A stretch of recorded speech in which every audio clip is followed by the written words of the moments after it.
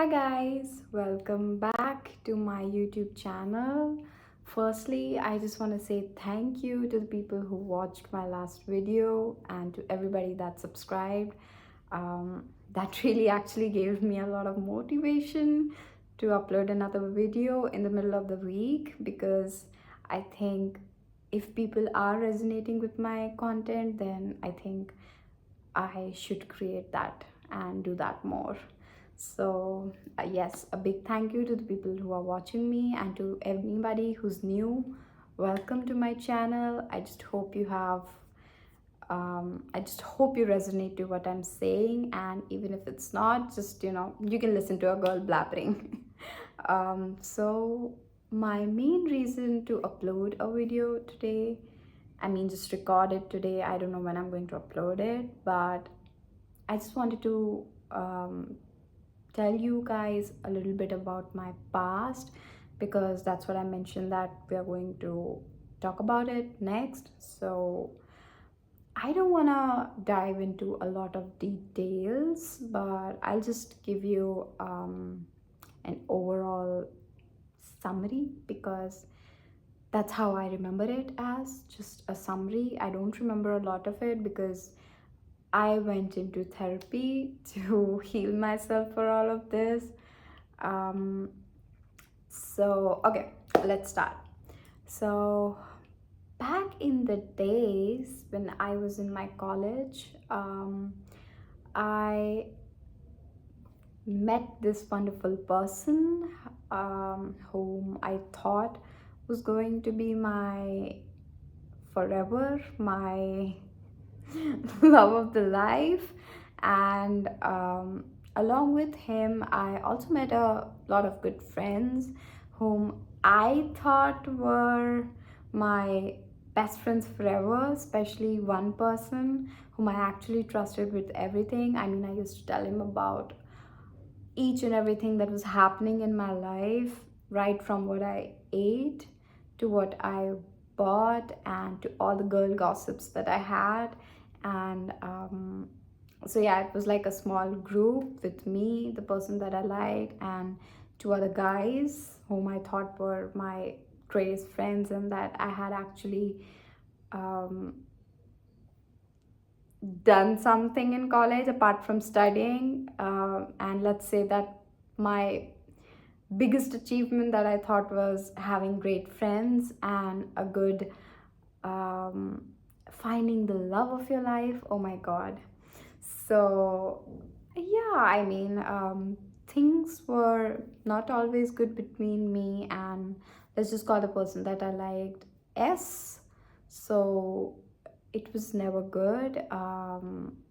He kind of like always used to block me out, always used to get mad at small things, and um, he used to like basically become angry at anything that I did. And like I always felt like it was an immature, um, in fact, even it when it was in its friendship stage, it was a very immature friendship. And of course, even I did a lot of mistakes, but what happened to me and what that person did to me was, I think, that was gruesome, because I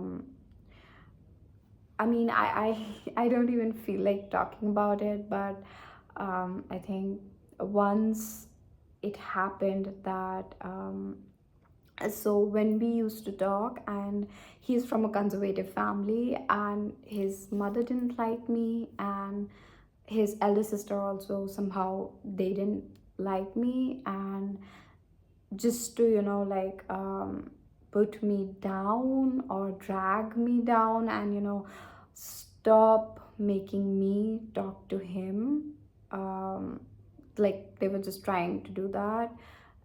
They kind of got hold of my number through his phone, and like his sister just read a lot of chats and just took some photos that we had together. Like, it was just normal photos, but since I also came from a conservative family, it just she just took those photos and went to my mom's profile on Facebook. Like, she somehow got to know about my mom, and she like got to know her name. So she just went to her Facebook profile and she messaged my relatives with all the photos that we had, saying that, I think she is your niece, she is somebody you know, and she's just troubling my family, she's troubling my brother. And like, a lot of family members of mine got these messages, and like, they were not happy. And when my mom got to know about it, like, it was a huge terrible breakdown that happened at my house, because I was from a girls' school, and something like this coming up from a person who didn't even know how to speak to guys was very heartbreaking. My mom, she was like, she like helped me a lot, but I think I lost her trust when all of this happened. And his mom and his sister, they never said a sorry to me for what they did. Even that guy, he never said a sorry to me. And like, so this was just one of the many incidences that happened. So, and I think this also comes under public humiliation. And even though this happened, I still had the hope that he and I are going to be a great couple whenever we are going to be a couple. So I just wanted to put all my efforts into that man, but I feel like the efforts were never reciprocated, the feelings were never reciprocated. I was always the bigger one, I was always the one who was there to resolve the fights. So even if he broke things off, I used to like, put my studies away, put my career away, and just run to his house crying and telling him that why we are going to be a great couple. It's just, we are not like in a serious relationship right now, we're not even in a relationship, but even if you break this friendship, it's not going to happen again. I mean, you're just going to drift away, and that's all he just wanted to do, like, go away from me. And he always wanted me to beg and come back, and I always used to do that. So this happened for almost 3 years, and then lockdown happened and a lot of things changed. I did some mistakes, and then I feel like a lot of things changed. And after that, so many such incidences kept happening that just broke me from inside. I had to face a lot of betrayal from the friends that I initially told you about. So those two guys, they like just ganged up with the guy, and they all teamed up against me. And they also got some of my mutual friends and told them that she's like this, she doesn't speak nicely about him even though she likes him, and yada yada yada. And people just started making me feel like I was a witch. Like, actually, I felt like a witch. And somehow I just had to wipe my existence from all social media. So I had to disappear from Instagram. I deactivated my Instagram, I deactivated my Snapchat, I deactivated my WhatsApp. I think for a year and a half I was nowhere. And after those 4 years, in the last year of my college, that guy, he wanted to serve, for the nation. And he just got this teaching from supposedly some of his teacher that this is not your age to be in a committed relationship, you just need to be free right now, and you should like leave. And that's what he told me, and I was so heartbroken. And till this day, I don't understand how could someone teach something like this, that this is not your age to be in a committed relationship. Like, I don't get it, but that's fine. So that person took it by heart, and he just blocked me from everywhere. And since I was emotionally attached to him, and I think that was a huge attachment, i I completely broke down. Like, for me, not having to talk to that guy even for a single day was like a nightmare. I was not able to breathe. I was not able to eat. I was not able to work. Basically, I was just like becoming a zombie day by day. And after this point, I started hallucinating. I actually feel like I used to hallucinate because I used to see him everywhere. Like, I am from a different hometown. He lives somewhere else, but even in my hometown, I used to see him. Like, he's waving to me, he's calling my name. I got so mad. I think mad would be the right word, or insane, that I used to feel like, my phone is buzzing and he's calling. And I used to answer those calls and talk to him as if he's speaking. That is what had become of me. And I'm not ashamed to admit that I was like, I lost my mind. And that's when I had to take therapy, because if I would have not taken therapy, I think I would have just, I think I would have ended my life. Yeah. So, yeah, all in all, I took a little therapy, and that really helped. Therapy really helped. So firstly, it just broke me. So the first time that I joined therapy, they told me that, this person is no more in your life. And I was like, no, I don't want to talk to you guys if you're going to tell me all of this. I'm not here to you tell me that he's not in my life. I want you to tell me that he is in my life and he's going to come back, because that's what I wanted to do. I wanted to wait. I wanted him to come back. But that never happened. And I think that was the greatest thing that could have happened to me. But so the first time that I joined, I just left in 2 days, because they were telling me something that my mind and heart was not ready to listen to. So I left therapy. And then when I think more than 4 to 5 months had passed, and it finally started to sink in that yes, that guy is not going to come back. He's not a part of my life. He's never going to speak to me again. I have to digest this. He's not going to be back. And that broke me again. So that brought out another version of me that was, like, I just started to believe that I was worth nothing, that I would never find love again, and I would never be happy again. I would never be able to trust again. I would never be able to put efforts again.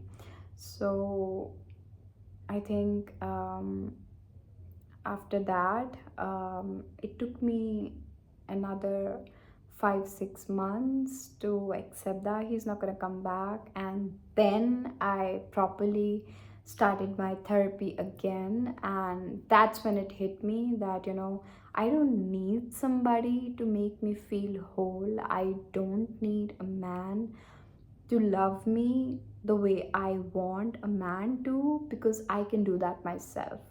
So I'm not gonna start talking about all the self-love and help right now. We're going to get into that, but not today.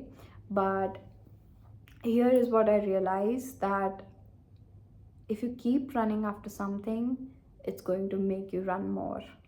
So I was chasing that man from point A till point Z, and I just couldn't get him. And the harder I chased, the harder I fell. And I think that was my biggest lesson. And I understood that I need to move on, I need to start working on myself. And drum rolls, in between all of this, I lost my first job because recession had hit and I lost my job. It was my first job that I secured through college, but I lost it. So I don't have anybody to talk to, I don't have a job, and that is what I had. It was the worst time of my life, and I think that is when I started breath work. I started to stabilize myself. It was not easy. I used to slip at every small minor inconvenience that would happen, but slowly and very gradually I started to understand that, crying is not going to help. It's just going to make me go into that loop again and again, and I'm never going to come out of it, and I'm just going to waste my life. So I started, back in 2023, I started working out a little bit.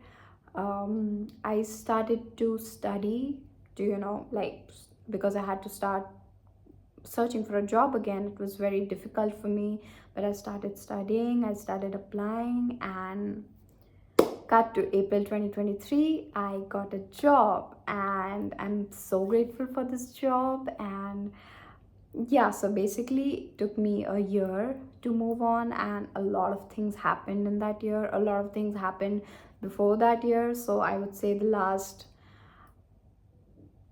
before 2022 till 2022, from 20, I think from 2028 till 2022, it was not easy for me. But I think it was the worst time of my life. But to come out of that trauma bond, to understand who I really am, was my greatest achievement. And I want any girl or any man who has suffered something similar to me, I just want you guys to know that, it takes a lot of time. I'm not going to, you know talk talk about self healing right now. So if you are in that stage, it is going to take some time. I'm not going to say a lot of time, but it's going to take some time. Your heart needs time to rest, your brain needs time to accept, your body needs time to rebuild. You have to understand that. You have to give yourself time. It is very important. So if things start breaking, if you feel like every point is just triggering you, that's for your betterment. It's going to take time, and you have to give yourself time. So yeah, I think and the legendary saying that we have, that time heals all wounds, I don't really think it heals the wounds. I just think that we start living around those. We just, tend to understand that okay, these are the wounds that I have, and instead of treating them as wounds, we can treat them as powerful source of, chapters or stuff that happened. Just treat that as a bookmark in your body, a bookmark on your mind, that okay, this happened, that's fine. You don't have to treat it like a wound. It can be anything. You can actually take that as a medal, that okay, I had this fight some point at my life, that I went through this.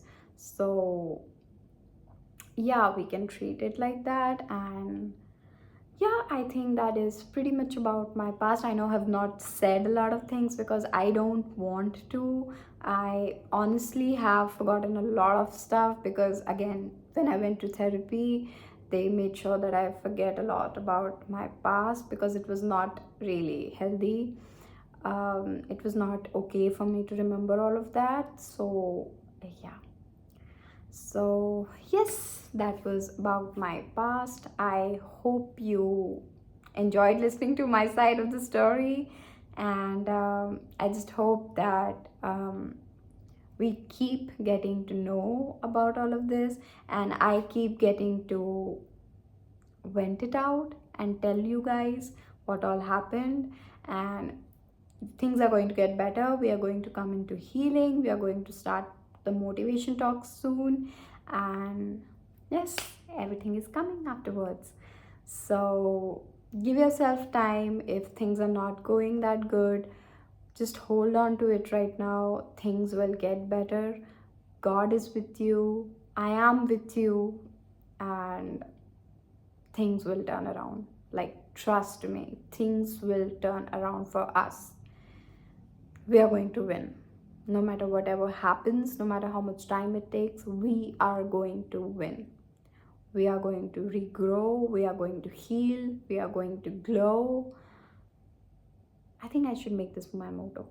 We are going to heal, we are going to glow, and we are going to grow. Okay, so yeah, that was about my talk today. I hope you enjoyed this video. Please subscribe to my channel, comment, like, and I'll see you next time.